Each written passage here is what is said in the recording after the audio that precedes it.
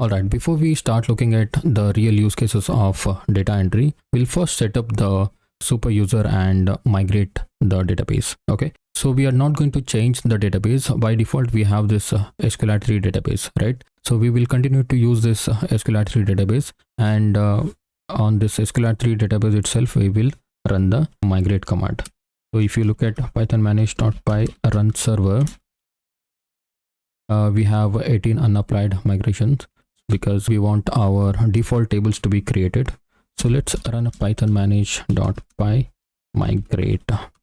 Okay, so now that we have the database migrated, we'll create python manage.py create super user.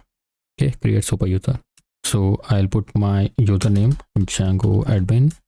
I'll put my email address developer.rathan@gmail.com and my password,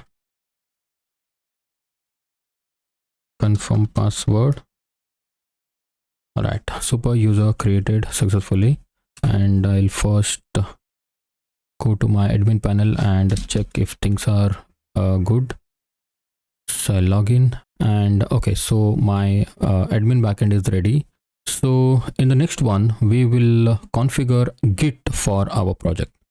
Okay, so once we are ready with the Git, we want to push all the code to the GitHub repository, right? So that is the reason I want this project to be Git initialized. So that's why we'll first set up the Git repository and we'll start working on the data entry use cases. Okay, so yeah, that's it. Thank you.